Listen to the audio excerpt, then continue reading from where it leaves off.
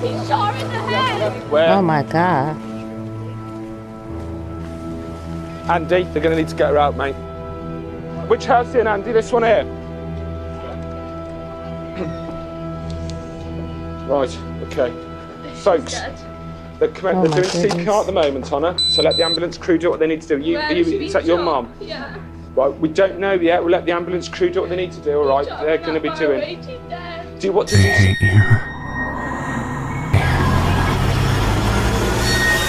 You're gonna die.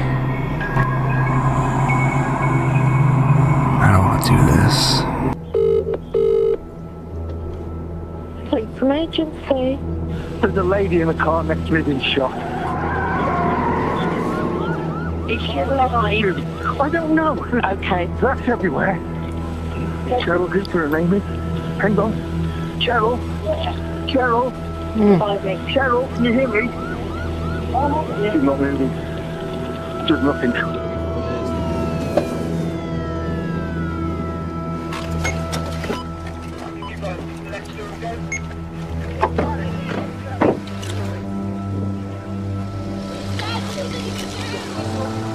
He's shot in the head. Where? Oh my God. Andy, they're going to need to get her out, mate. Which house in, Andy? This one here? Right, okay. Folks, they're doing CPR at the moment on her, so let the ambulance crew do what they need to do. Is that your mum? Yeah. Right, we don't know yet. We'll let the ambulance crew do what they need to do, all right? They're going to be doing. What did you see? What happened? Did you see anything? Come and sit down. What's your name? Come and sit down. What's your name? Georgia. Georgia. Is it Georgia, is it? George, sit down, come on. What did you see? Oh, my mom's dead. My mom's dead.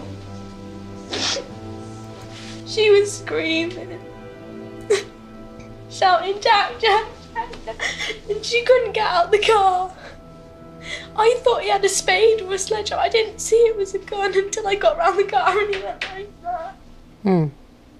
Horrible.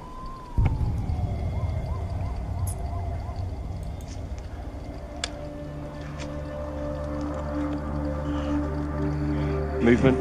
Lights on. Somebody there. Contact. Oh, police! Keep your hands in the air! Move out to the open! Tell them to get on the floor, mate. Get down on the floor! Cover the buildings left and right. Cover the buildings. Get down on the floor! Andrew, get on the floor!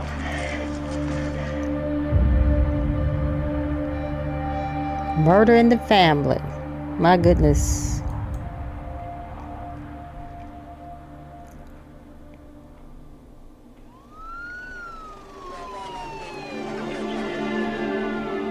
Good evening. A man has been arrested on suspicion of murder after a woman was found in a car in Shropshire having been shot in the neck. Paramedics tried to save the woman but declared her dead at the scene. Detectives believe that the man and woman were known to each other.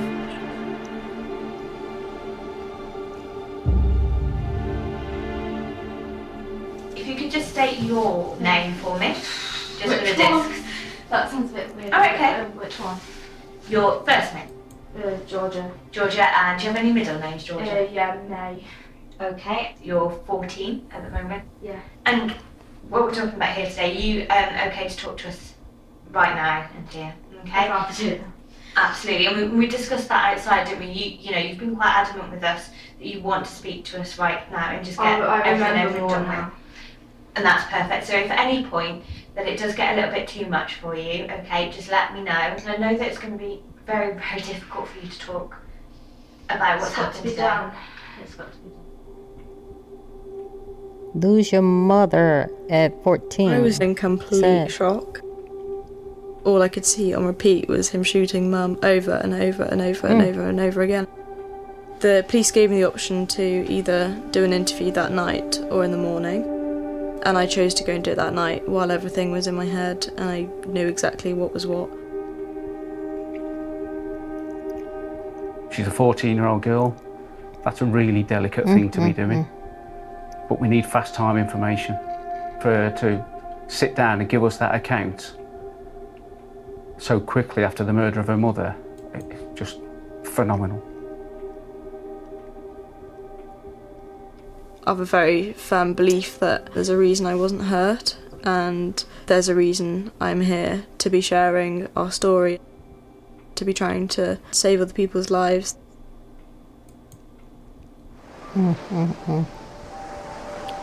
My mum was incredibly generous, always trying to do the best for everyone at all times, and she was incredibly loyal with people.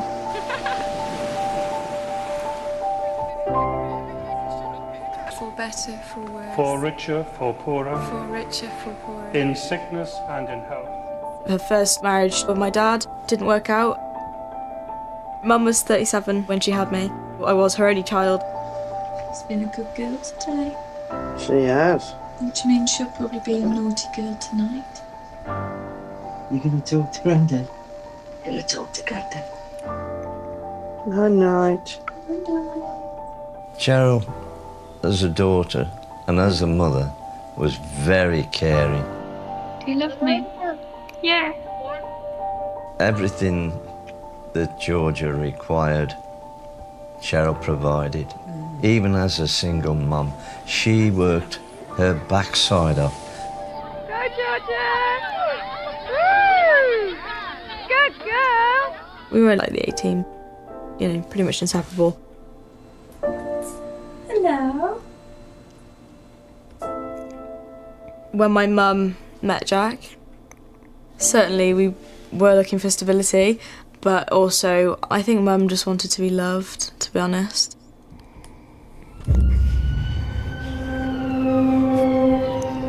A 45-year-old man is still under police guard after being arrested on suspicion of murder. The body of a woman in her 50s was found in a car in Newport, Shropshire. And when did you first hear from your mum that something wasn't right? It was just a text message to say Jack had shown up. Yeah. He's a big guy. I think he's just under 6 foot. He could pick me up with one arm. He's strong. He's a big guy. The first time I was aware of Jack, I remember Mum picking me up from school and she said, you know, oh, I'm going to go and take you to meet someone. She said he had a farm. I remember Jack being really chatty and, you know, enjoying the fact that we were there, wanting to show me around, wanting to show Mum around. He had that sort of dad look about him, so I was really excited for him to possibly take that role. I fell in love with the farm immediately. That was like my dream place to be. Morning, girl. She'll let you stroke her, which is really nice. I remember Cheryl turning up at the farm and thinking, wow. The next day I said to Jack, I said, who's that? That's my girlfriend, my partner. You could see in Jack's eyes, he knew he was batting above his mark.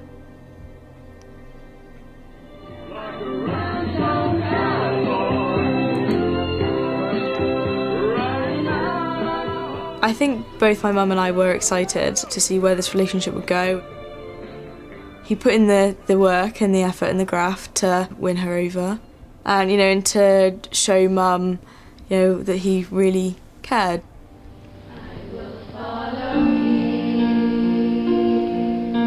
The first time we met Jack was at church. Cheryl was committed Christian. She wanted him to be there, and he came. He just looked so happy and really happy to be there and to be with Cheryl. He came to birthday parties, music concert, having fun and being silly with the kids. He just seemed like a nice guy. Yeah, sort what of person happened? that she was looking for. Horrible. Cheryl was very impressed. She found this man that was going to give her a Everything. comfortable life that she hadn't got to keep working her backside on. He had his own business, he had nice cars, he had an 8-bedroom farmhouse. You know, he did put in the effort, you know, to wine and dine. He bought Mum presents. Ooh, nice. He was so charming. But I don't think anybody knew the real Jack. Here we go. You're saying that you keep seeing things and that keeps replaying in your mind, okay? And you've also mentioned briefly about smells before. I know the smell of a shotgun cartridge and it just... I know it's going to be really, really difficult for you, but at this stage we need to kind of access those memories just to get as much detail as we possibly can from you. And so just go back to that gun. Have you ever seen that gun before? I don't know. He's got lots of guns.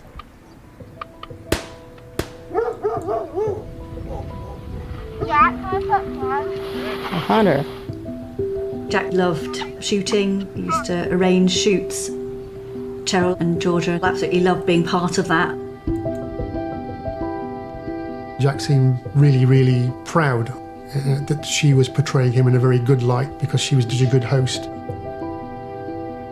He wanted to be Lord of the Manor.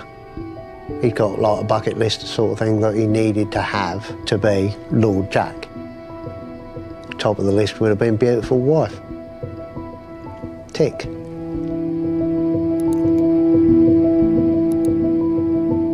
They went away for a weekend to Paris. Wow. They were up the Eiffel Tower. And that's when he decided to propose. Okay.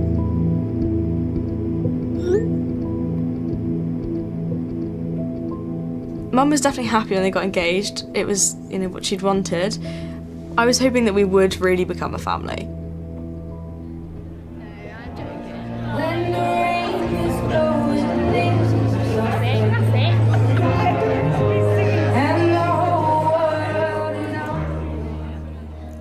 She loved him.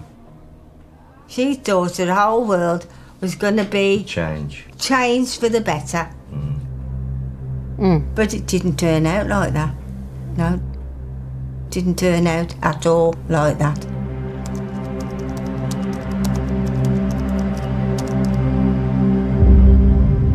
Wow.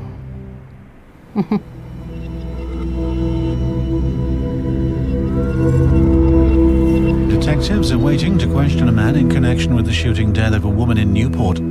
Cheryl Hooper was shot in her car in front of their teenage daughter outside a house on Farmer's Gate. And what was their relationship like? Strange. In what way was it strange? He was never in. We never saw him. And it was like we led separate lives. We were never a family, really, to be fair. Why is that? Hi, it's only me. I probably won't go to bonfire night. If you want to take Georgia, then don't bother waiting for me. Okay, doke.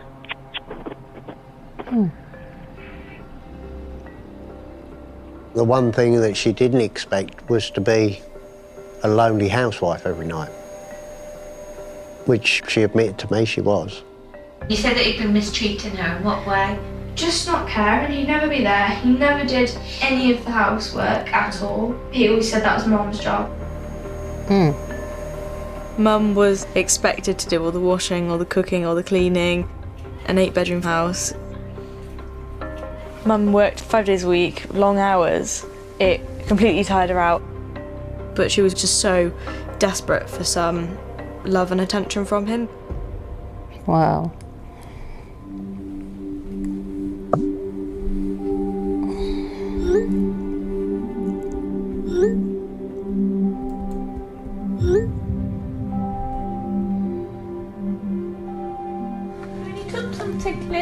She was not happy. Cheryl tried really hard to make the relationship work, and she did everything that he wanted her to do, and her wages were swallowed up. She hardly had any money left for herself. He wanted to keep her poor, making believe he got money and he hadn't, and he was deep in debt.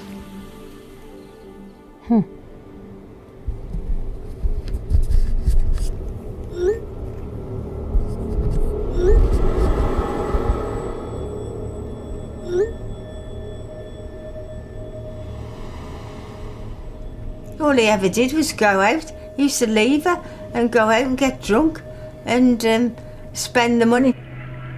Treu? Where is it becoming, Mum? She's not happy. Do it again. Jack would normally be at the pub, so oftentimes we wouldn't see him. However, when he was there, his presence was definitely felt. It was a game of the silent treatment. And very quickly we learned what was right and what was wrong. And we had to learn that the hard way. My mum would want to talk to him because he, had been mistreated her. And how couples want to talk and sort things out. And he just used to tell her to shut the fuck up and go to sleep. Ooh, weird.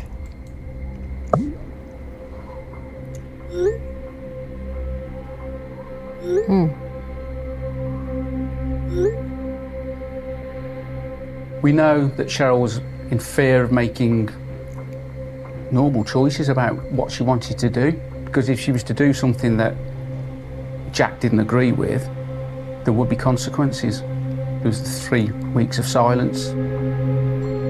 There's the threat to remove financial backing.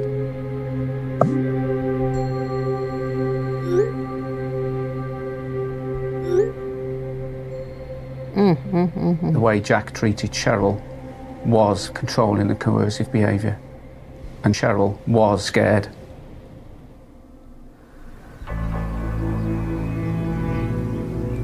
A loveless marriage. One of the things that Cheryl really wanted was to see her friends.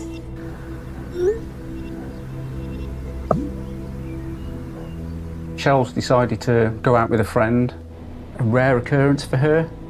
Jack really didn't like that. Jack never liked my mum going out. The whole 7 years, they were together. I don't think my mum ever really went out with her friends. He stopped her going out with her friends. That night was definitely the first time he would use the gun as some kind of power over her. He'd come back drunk from the pub, and I think he was quite accusational, thought she'd been cheating on him. I could hear shouting and, just, bawling. So I was like, I'll go to the door and listen, just to make sure everything's okay. I heard a loud bang.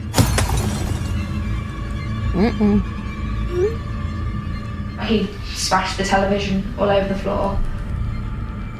This guy's crazy. And I could just hear fiddling around in the gun cabinet. He was breaking the gun and putting it back together, breaking it and putting it back together. And then he started walking up the stairs.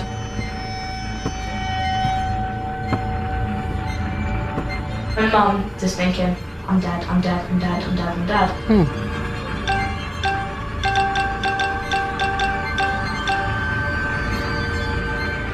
He waited long enough for her to think, I'm gonna die.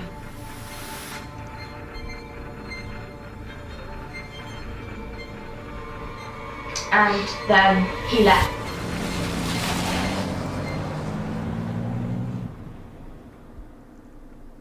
Thank goodness.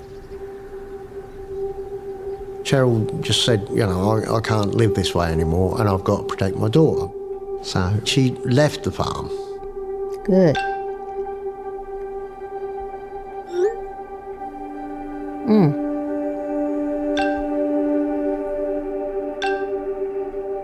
There was a team of us that went in to just get the essentials. There was a tinge of fear because Jack had said he would stay away, but I don't think she was sure he would. I spent the entire day that we moved out of the farm crying. We were both aware that he could be violent, and we also knew he was not going to let anything go very easily. Sad.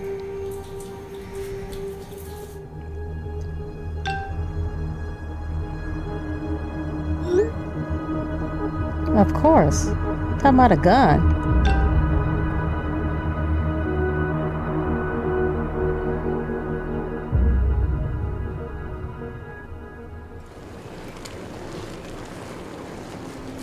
Once we left, we were staying at Nan and Grandad's. She played it down because of Georgia, but she was glad to be under a roof of her parents where she was safe.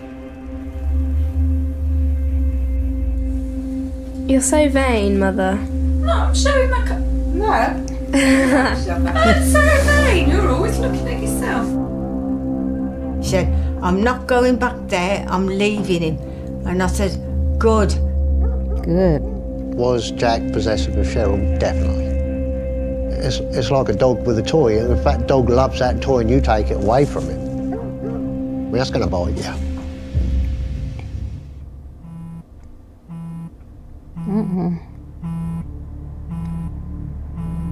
All he kept doing was phoning Cheryl up. He was desperate for Cheryl to come back.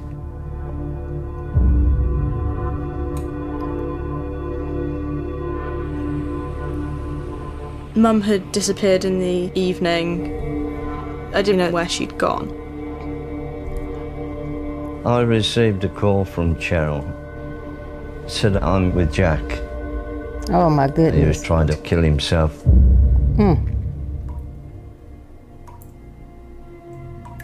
I think she sat with him for 2 hours trying to convince him to put the gun down. She felt very responsible. She was like, if he kills himself, it's going to be my fault. It's going to be because of me. He was sat like this on the sofa with it in between his legs under his chin. And I think she put her chin over the one barrel as well just to try and stop him. And eventually he put the gun down. Yes, he was sad, but I think it was more that he would hope that Cheryl would feel guilty, sorry for him, you know, and come running back.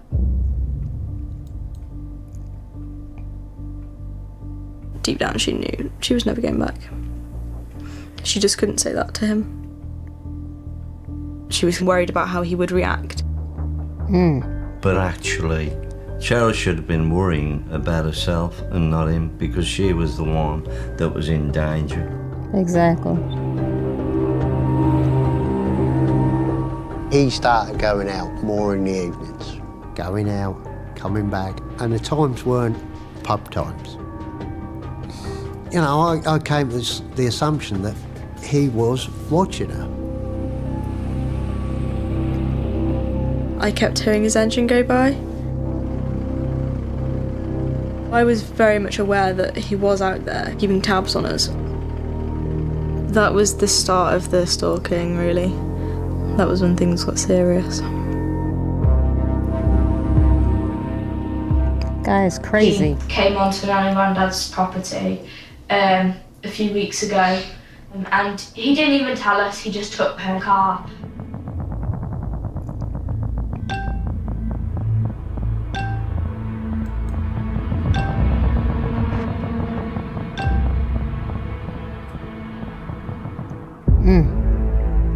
Unbeknownst to Cheryl, Jack had taken her car to fit a tracker to the vehicle.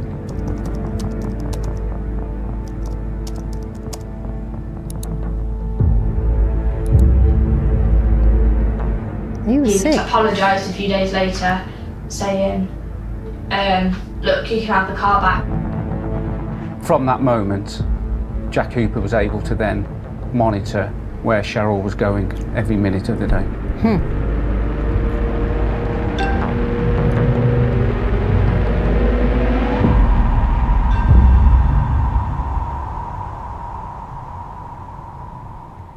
So he's tracking her now.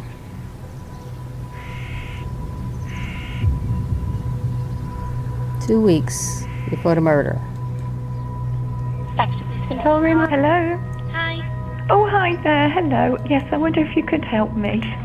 Right, okay. What was the incident that happened? It started with my husband sort of smashing the TV and... Oh, God. And then different things of threatening to kill himself, and then he took my car from my parents' house and I didn't know about it. Did sort of follow us around a little bit over Christmas. We didn't see him, but he did ring up to say that he'd been looking for us. Right, okay. I suppose upset people and frustrated people just do silly things, don't they? Yeah. So. And what's your ex-partner's name? Andrew Jonathan Hooper.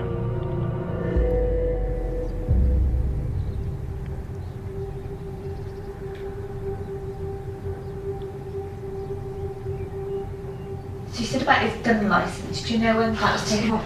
There's been several incidents with the guns, so it happened a while, but last week or something. Last week, you said. Jack losing his guns would mean he couldn't go shooting, and shooting was a big show because he ran his own shoot. For all of his friends to see that he lost his guns because of something he was doing, that would be really embarrassing. He's lost Cheryl already, and then he's lost his guns. So what's he got left in life?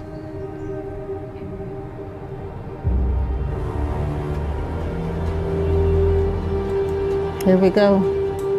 So that night, Cheryl has made arrangements to go out with a friend.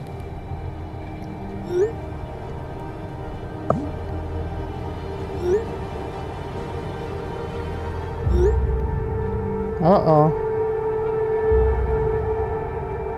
So you tell me about your mum and her friend. My mum's friend was Caroline Tranter. When I first met Cheryl, it was coming to an end with her and Jack.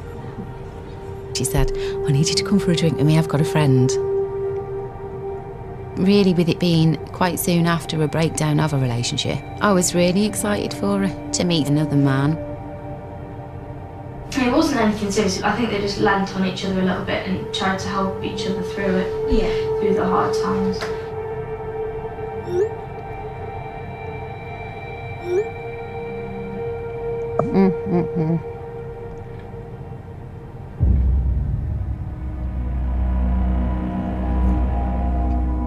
We was going out of town and a car had followed us quite a way.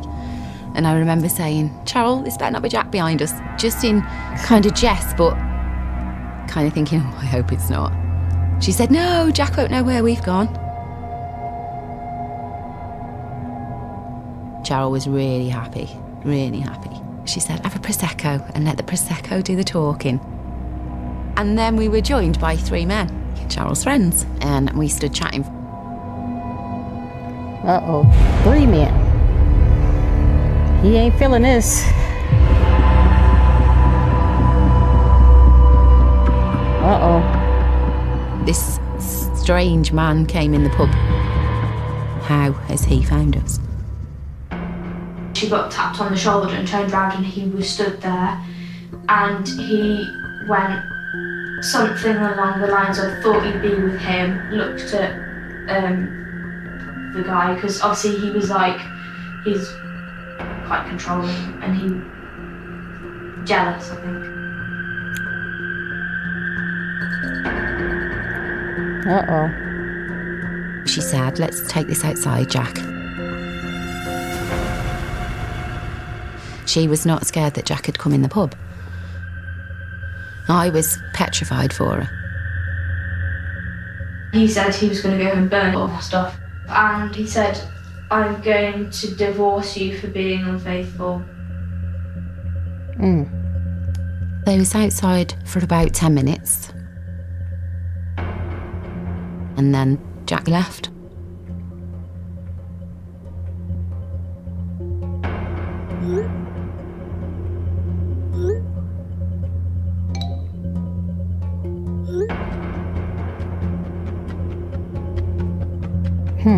And when she came back in, she was calm. I asked her if she wanted to leave and she said no, everything was fine. I think she became really good at hiding the signs of an abusive relationship. She texted me to say what happened. I called him just to try and plead him not to burn my stuff and just to leave it. Yeah.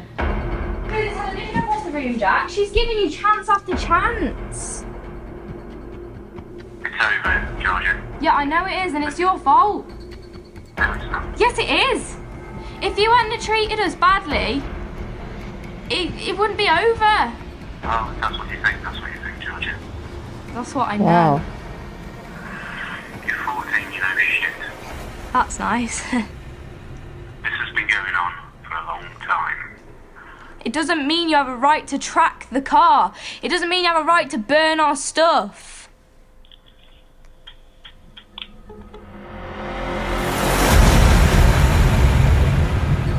He's upset. Jack goes back home to the Gildermonks farm.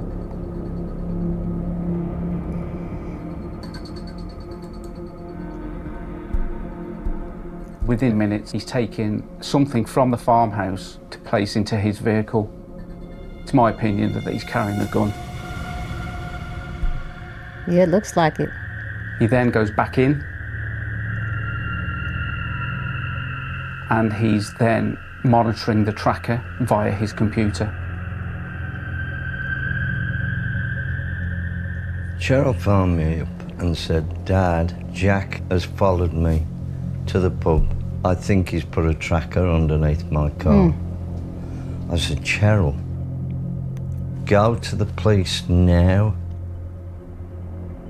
She didn't take heed to that. I don't think she realised enough how she was in danger. And she said, I'll see you in the morning, Mum. I'll pick you up, and I love you. And that was the last words. I never saw her again. Sad.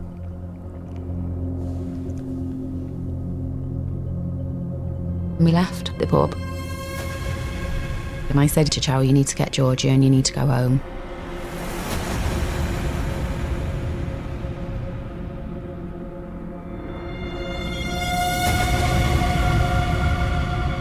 He's tracking her.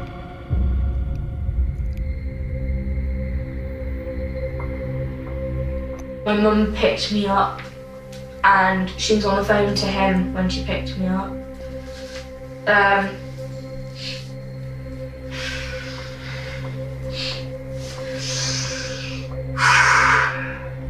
Yeah, she was having an argument with him on the phone. That's how she went, I'm guessing you know where I am then. And he went, yeah, I do. She just went, fuck you, and put the phone down. As Cheryl pulls up outside her home, simultaneously, Jack Hooper is also pulling up outside. Oh my God. Here we go. I've never seen my mum so scared in my entire life. She just screamed, oh my God, he's here.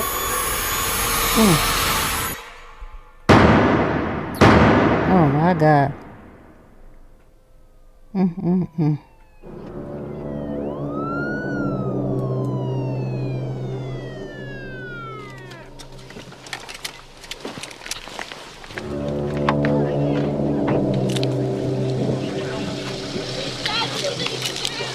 Oh my God. Where? 232 update. Andy, they're going to need to get her out, mate. Yeah, you've got one female in the vehicle. She's in a Range Rover Evoque. He'll get knackered doing CPR as long as someone's there to help him with CPR.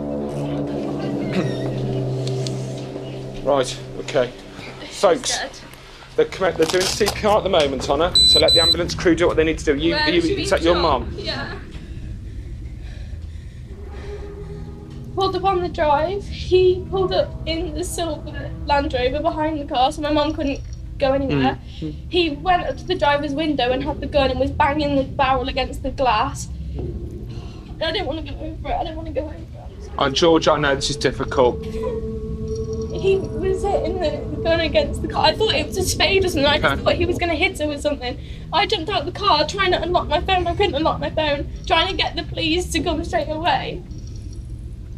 He banged the glass shattered, and then he put the gun up properly and shot her. Oh my God. Oh, I can't get out of my head.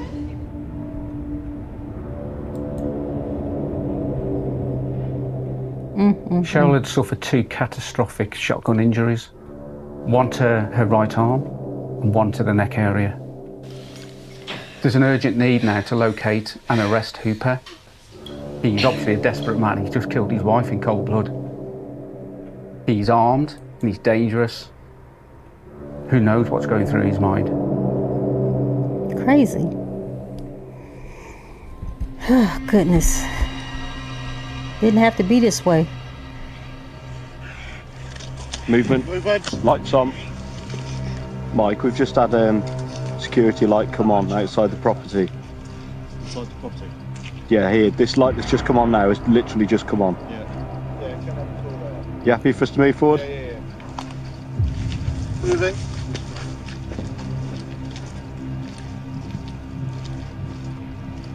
The firearms team have got to approach the farm down a really long lane.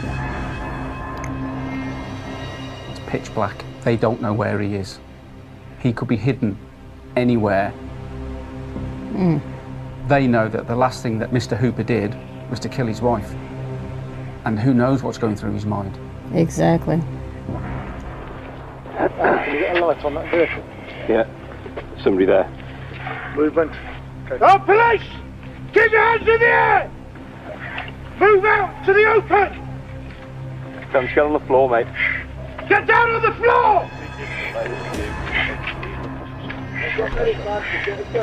Cover the buildings left and right. Cover the buildings. He shot himself. Yeah. I've got a medic back.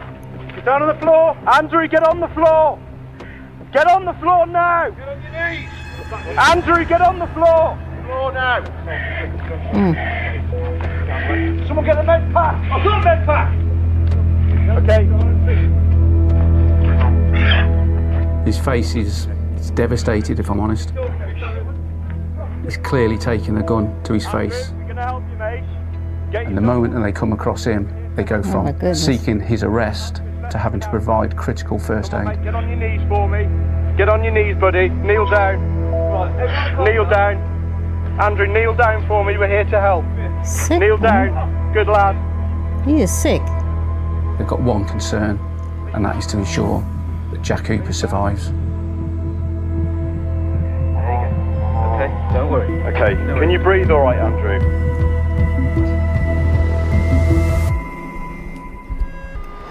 Unbelievable. Detectives are waiting to question a man in connection with the shooting death of a woman in Newport. A 45-year-old man is in hospital with what are thought to be self-inflicted gunshot wounds. After I'd given my statement, it was decided that I'd be taken back to Nan and Grandad's. It was a very fraught situation that I arrived back to. Nan and Grandad were hysterical. Sad. I was distraught. I couldn't believe that my daughter had been killed. It didn't seem real. I cried. He did, I did, all night long, and it was awful. And it never sank in, and I kept thinking, no, she's not dead, she's coming back. Horrible. And she didn't, did she? I just completely withdrew and shut off to survive. I stopped eating, stopped sleeping. It was really bad.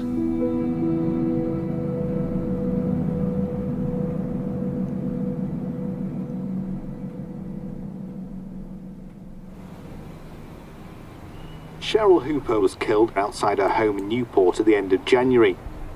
Now, 10 months on, it's emerged that the suspect is waiting for a complicated 23-hour operation involving a team of specialist surgeons.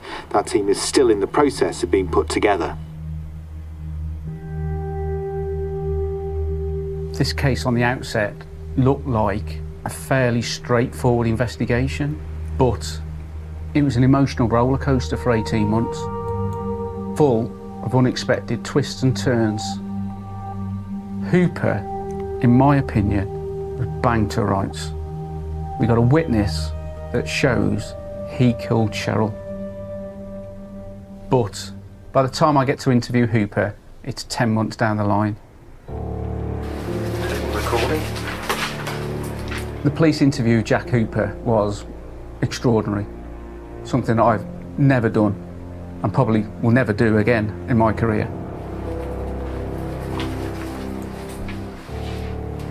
He's suffered terrible injuries. He's unable to speak. He hasn't got a mouth. He hasn't got a nose. Is your name Andrew Jonathan Hooper? Yes. And also present is your solicitor. are you responsible for the death of your wife, Cheryl Gabriel Hooper, on the 26th of January 2018?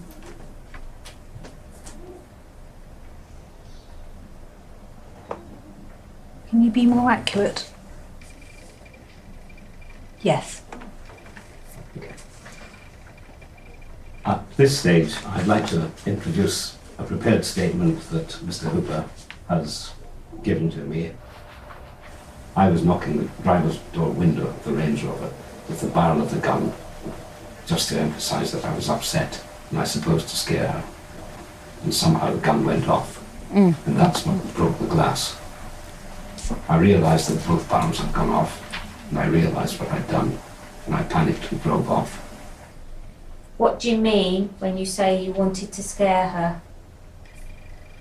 I, end of word, W-A-N-T-E-D,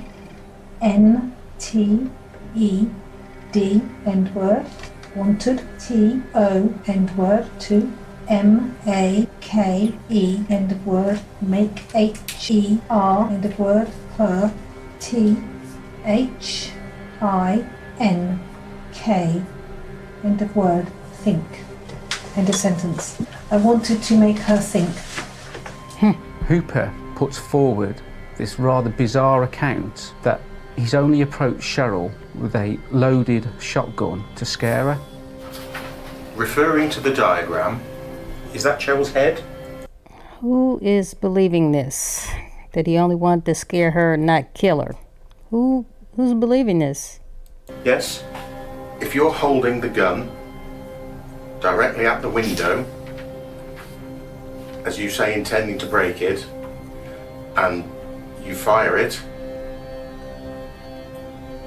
it's pointing directly at Cheryl.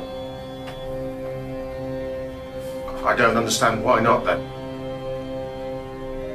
The question was, if you're holding the gun directly at the window and you fire it to break the window, it's pointing directly at Cheryl. And you're shaking your head indicating no, so... No has been on the Okay. We needed to prove that Jack Hooper murdered Cheryl and that he didn't accidentally kill her and therefore get off with a lesser charge of manslaughter. Sick. Jack had Low made suicide self-esteem. attempts utilising his guns, and we arranged to have those firearms revoked so he doesn't have access to any weapons. Unbeknownst to us and Cheryl, he's gone across to his parents' farm and sought out an antique firearm. It was at least 100 years old, in a terrible state of repair, and possibly could have gone off at any time. So when you consider the argument that Hooper is advancing around accidental discharge, that gives me some concern. When we examine the firearm, we see that he's greased the weapon up, so he's obviously been preparing it to fire it. Intentional. The first shot was from a matter of feet away. Now the second shot, Hooper stepped in to deliver that second fatal blow. That shows to me that he intended to kill Cheryl. If it was an accident, there wouldn't be two shots, just one. The trial has begun of a farmer from near Newport who's accused of shooting dead his estranged wife. The prosecution alleges that 46-year-old Andrew Jonathan Hooper murdered Cheryl Hooper because he couldn't handle the fact that she'd left him. I was the first witness called in the trial. As daft as it sounds, it was a privilege to be able to stand there and do that for my mum. Good. I faced him and I wasn't afraid. And he had to sit there and watch, knowing he hadn't broken me. I'll never forget his eyes in court. They were just Dead. dead. No remorse at all. No Stared remorse. at him. No. He stared back. I didn't take my eyes off him. Sad. A man has been found guilty of murdering his wife outside her home in Shropshire. Hooper has been sentenced to life in prison with a minimum term of 31 years. Good. He didn't get away with killing Mum. That was justice. I grew up thinking that domestic abuse is punches and violence, physical violence. So with Jack, I didn't really feel for a long time that there was a distinct problem with his behaviour. I wouldn't have been able to say, this is wrong, this is domestic abuse. My mum wasn't fully aware of what was going on because when you're in it, you can't see it. His main aim was to make her feel completely worthless. It was power and control. Jack was incredibly abusive in many forms. Financially, emotionally, mentally. They hate you. You're gonna die. I don't want to do this.